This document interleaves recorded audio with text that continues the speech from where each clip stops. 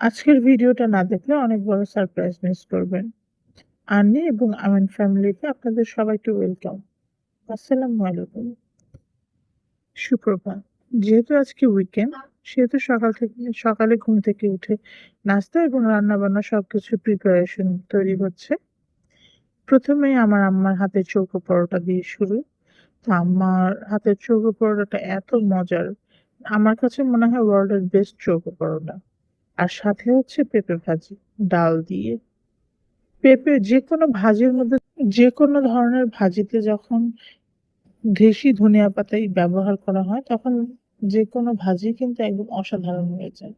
তো এখানে চাগুলো নিয়ে নিচ্ছে, সাথে চৌকো পরোটা আর হচ্ছে পেঁপে ভাজি। আমার অবশ্য ভাজি দিয়ে পরোটা তেমন একটা ভালো লাগে না, আমি চা দিয়েই প্রেফার করি ভাজিটা। তো সকালে আমার বোন এবং আমি দুজনে নাস্তা করে নিচ্ছিলাম। আর সত্যি বলতে কি, আমার আম্মার হাতের পরোটাটা এত মজা হয় যে আপনার কোনো কিছুই লাগবে না, আপনি শুধু পরোটা খেয়ে নিতে পারবেন। তো এখানে আমরা রান্না বান্নার জন্য প্রস্তুতি নিচ্ছি নাস্তা করে। আম্মা ওখানে, আমি নাস্তা করতে করতে দেখলাম যে মাছের জন্য পেঁয়াজ এগুলো চুলায় বসিয়ে দিয়েছে। তো আমি আবার এগুলো সবকিছু গুছিয়ে দিয়ে এসেছিলাম। তো একে একে আম্মা পেঁয়াজগুলো ট্রান্সপারেন্ট কালার হওয়ার পরে হলুদ, মরিচ গুঁড়ো, ধনে গুঁড়ো, সাথে হচ্ছে জিরে গুঁড়ো এগুলো দিয়ে দিচ্ছিল। আর আপনাদের একটা টিপস দেই, সেটা হচ্ছে যে যখন আপনারা ভুনা টাইপ কোনো কিছু রান্না করবেন, তখন তেলে হালকা করে ভেজে নিবেন মশলাগুলো। এতে মসলার একটা সুন্দর স্মেল আসে। আর যখন হালকা ভাজা হবে তখন টমেটোগুলোকে দিয়ে দিবেন। টমেটোগুলোকে হালকা কষিয়ে নিয়ে তারপর পানি দিবেন। মানে ঝোলের পানিটা। তখন দেখবেন তরকারির স্বাদটা দ্বিগুণ বেড়ে যাবে। তো আম্মাও সেরকম করেই টমেটো দিয়ে দিচ্ছিল। টমেটোগুলো কষিয়ে তারপর ঝোল দিয়ে দিবে। ঝোলটা যখন দিবেন, ঝোলটা একটু ঘন হয়ে আসলে তারপর আস্তে আস্তে মাছগুলোকে দিয়ে দিবেন। মাছের সাথে ছিল হচ্ছে মাসকলাইর ডাল। যে আমাদের মাসকলাইর ডালটা আমরা সাধারণত মানে চিংড়ি মাছ ব্যস্ত খাই, কিন্তু আজকে খাবো হচ্ছে আইড় মাছের মাথা দিয়ে। আম্মা ওপাশে আবার আইড় মাছের মাথাগুলো জুড়ে বসে থাকে, সুন্দর করে সেদ্ধ করে দিয়েছে। হাতের খাবারটা অতুলনীয়। এখানে পেঁপে ভাজিরও কিছু ক্লিপস নিয়ে নিয়েছিলাম।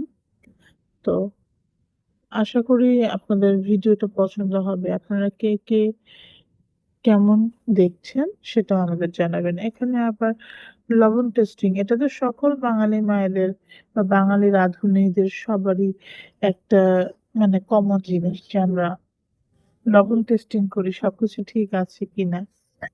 আম্মা একে একে মাছগুলোকে সুন্দর করে সাজিয়ে তারপরে দেশি ধনেপাতাগুলো দিয়ে দিবে। আসলে কি, ধনেপাতা তো বাংলাদেশে দুই রকমের পাওয়া যায়, একটা বিলেতি ধনেপাতা আর একটা হচ্ছে দেশি ধনেপাতা। তো বিলেতি ধনেপাতার স্মেলটাও একটা অন্যরকম, আবার দেশি ধনেপাতার স্মেলটা অন্যরকম।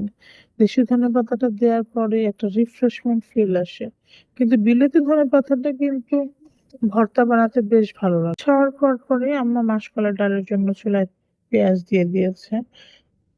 তো এটা, এখানে দেখেন আয়ের মাছ, এগুলো সব আমি মাথা ছিল, মাথার কাঁটাগুলো বেছে তারপর নিয়েছিলাম। আম্মা এখানে আবার মশলাগুলো দিয়ে মাছগুলো দিয়ে দিয়েছে।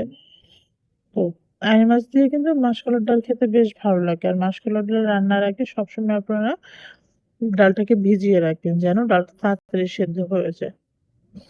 আর আমাদের উইকেন্ডে সবসময় দাওয়াত পড়েই যায়, ফ্যামিলি বড় যেহেতু সেই তুলনায় দাওয়াত পড়ে যায়। তো আমরা রান্না বান্না করে রেখে দাওয়াতের উদ্দেশ্যে রওনা দিয়েছি। তো দাওয়াতে যেয়ে বেশি একটা পিস নেই, কারণ তারা পর্দাশীল। আর দাওয়াতে ছিল পোলাও, রোস্ট, মাছ ভুনা, সাথে গরুর রেজালা এবং খাসির রেজালাও ছিল। তো দাওয়াত শেষ করে শর্ট টাইম দিয়ে বাসার উদ্দেশ্যে আবার রওনা দিলাম। দেখুন প্রকৃতিটা কি সুন্দর লাগছে, আসলে আল্লাহর সৃষ্টি অনেক সুন্দর। আশা করি আপনারা ভালো থাকবেন।